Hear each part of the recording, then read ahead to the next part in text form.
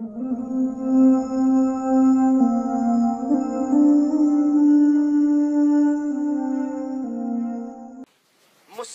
احمد میں یہ روایت ہے، اسی طریقے سے طبرانی شریف میں بھی یہ روایت موجود ہے۔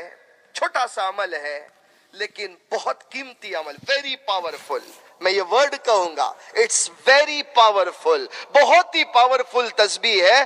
اور پڑھنا کتنا ہے؟ اونلی 3 ٹائمز آفٹر فجر نماز، فجر کی نماز کے بعد 3 مرتبہ یہ دعا پڑھ لو، روزانہ یہ معمول بنا لو، اور آج نیت کرو انشاءاللہ لائف ٹائم فجر کی نماز پڑھیں گے انشاءاللہ، اور فجر کی نماز کے بعد 3 مرتبہ اونلی 3 ٹائمز یہ دعا پڑھنی ہے۔ ہمارے پیارے نبی صلی اللہ علیہ وسلم نے فرمایا کہ جو ایمان والا، میرا جو امتی 3 مرتبہ فجر کی نماز کے بعد اس تسبیح کو پڑھ لے گا، اللہ 4 بیماریوں سے اسے نجات نصیب فرمائیں گے۔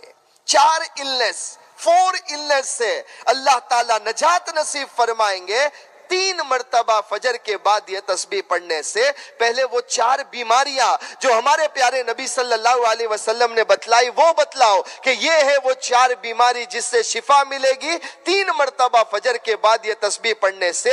4 بیماری میں سے پہلی بیماری، اللہ کے رسول صلی اللہ علیہ وسلم نے فرمایا اس تسبیح کی برکت سے پہلی بیماری سے اللہ نجات دے گا، اور وہ ہے اللہ پاگل پن سے نجات دے گا۔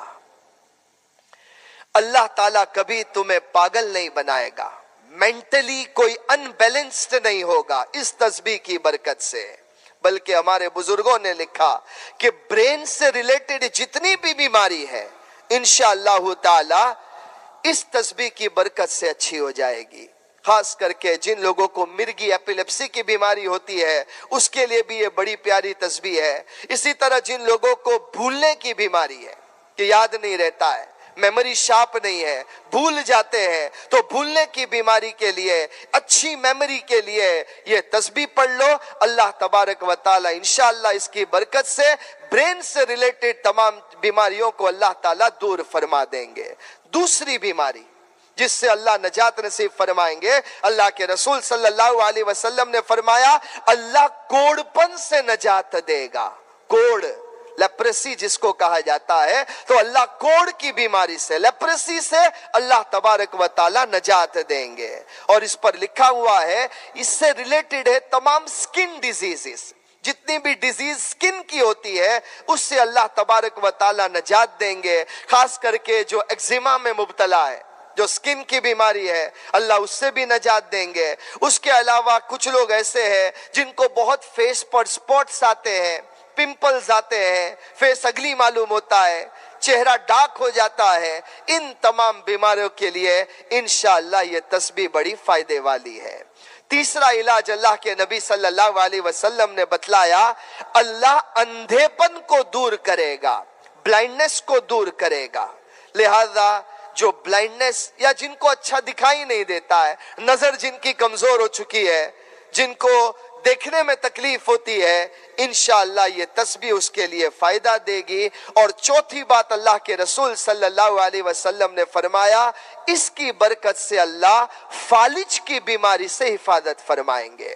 فالج، سٹروک آنا، پیرالائزڈ ہو جانا، اللہ تعالیٰ اس سے حفاظت فرمائیں گے۔ اور ہمارے بزرگوں نے لکھا ہے کہ کسی کو اتنی ویکنیس ہو کہ ہاتھ پاؤں سن ہو جاتے ہیں، بار بار پنز اینڈ نیڈلز ہوتا ہے، اٹھنے میں تکلیف ہوتی ہے، باڈی سن ہو جاتی ہے، تو جو ویکنیسز ہے اس کے لیے بھی اچھی چیز ہے۔ تو فالج کی بیماری سے اللہ تبارک و تعالی نجات دیں گے۔